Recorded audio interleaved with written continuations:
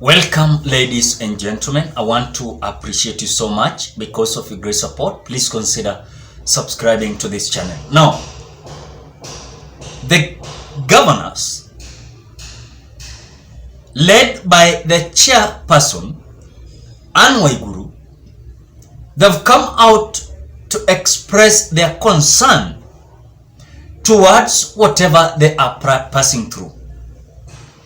As we speak now, I watched a certain news where all governors, even despite of other governors were not there, but Anne Waiguru with some governors from Mount Kenya region, a good number of them have come out to storm this so-called the disbursement of the resources. I want you to watch that video. But before you watch that video, the issue is that the governors are feeling like that the National Treasury is seriously having a cooperation with the national government.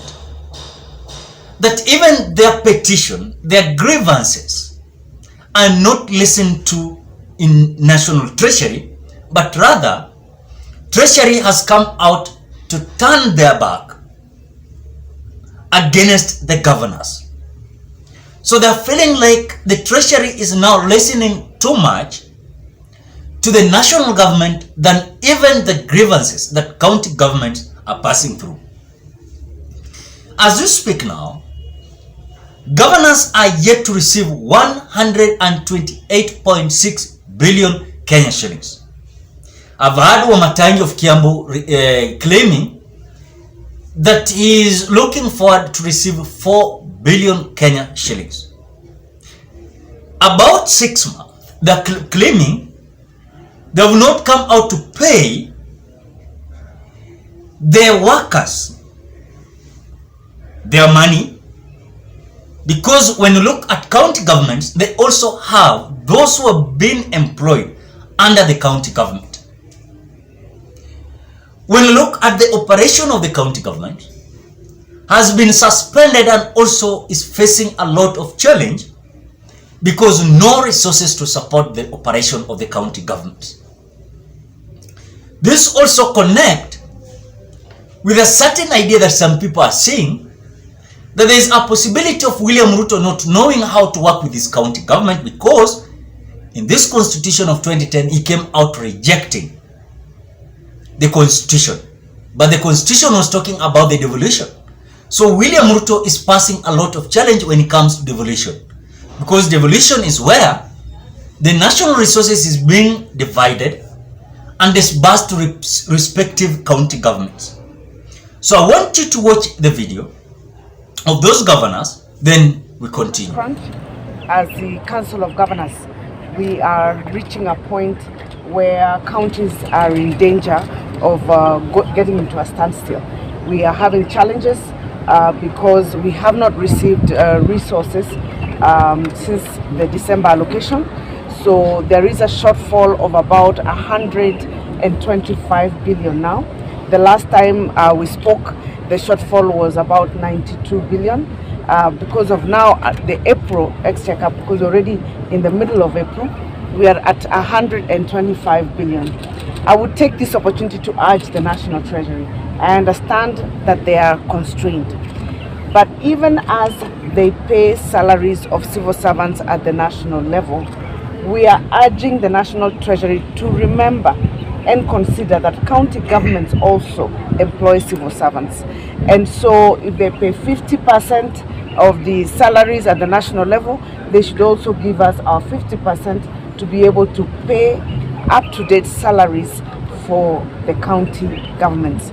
Many of our staff are suffering. They are hardly being able to report to work. Most of our counties are in arrears close to 2 months. Some of us have managed to pay for February, so we're in arrears of 1 month, but many counties have arrears of 2 months. And you can imagine for a civil servant that is a very difficult situation. So we urge the Treasury to please prioritize the county governments before we ground to a halt. Other services such as healthcare, and infrastructure development and critical services that are required, water provision, require resources. And we cannot continue to have a backlog of about 3 to 4 months. We need to close that gap with a minimum of a month backlog. Thank you. Having a challenge. We have not, there's no county that has received money for January or for February or for March or for April. That is why we're saying it's a shortfall of 125. Every month you have to pay salaries, you have to buy drugs, you have to keep your vehicles running.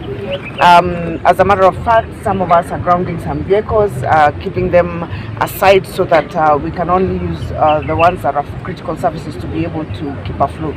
So all counties are suffering. To use revenue at source, I think that should be a consideration. Also to alleviate the challenge that the counties are having where they have taken overdrafts from banks and now they're having to pay interest which they expected to only pay for maybe 1 month. The issue of the remittances, the disbursements to counties, it is important for us to note. Why has this question persisted that we don't see development at counties? And for example, what both the chair and the governor Nyeri have said, we are 4 disbursements behind schedule. For example, in Kiambu, I've not received about 4 billion shillings. Now, what normally happens is that Treasury is going to release this money towards the end of the financial year. And if this money is released in June, at the end of the month, that means that all that money will have to go again into the budgeting of next year. And the same cycle repeats for all the years. Remember, at the county government level, we are employing, healthcare is a devolved function. So we are taking care of our medical personnel.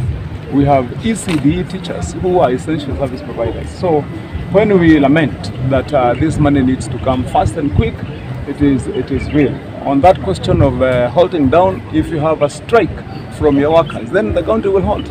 And I believe that's the business that we must look at. Lastly, is on the issue that here that things are not very good, and we'd like to urge the national government to prioritize properly.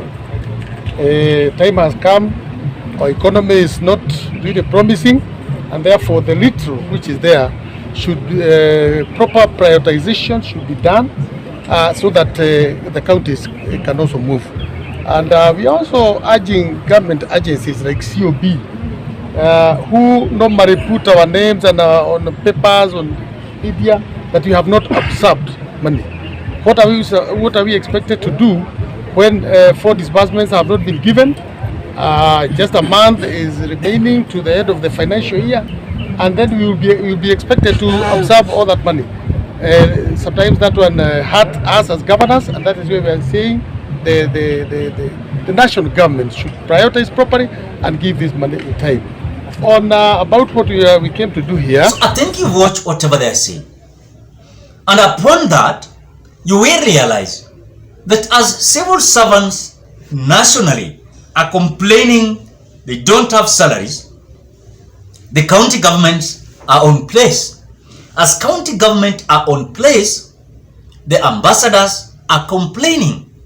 As the ambassadors are complaining, common mwananchi are complaining towards the high cost of living. When you look at William Ruto selling his agenda during the campaign, you could listen to him and say that this man has a solution to our country. And in fact, he said that he was having an idea. Truly, as we speak now, is a man that does not have idea. Totally. He doesn't. And that is why when we are saying that this government is such like they are not on a right track, again they are a little bit confused. There's some people are thinking like tunachukua hiki serikali. Hapana. They are unable to sit down, figure out whatever is likely to be done, because a government, whole government, to lack even millions of money to support when it comes to salaries, when it comes to high cost of living. Maybe I thought that the issue was going to be an issue of high cost of living. But it has reached a point that it is no longer high cost of living. Now it is an issue of the civil servants missing to be paid. So when I look at the mood of governors, it has come out to identify that, ladies and gentlemen, things are not good for governors. Because counties are being run and operated by the money and the resources that is being disbursed from the national government. Ladies and gentlemen, what are your thoughts? Drop your opinion at the comment section below. Otherwise, I want to appreciate you so much because of great support. Please consider subscribing, liking, commenting, and sharing this video. Bye bye till you meet on another video.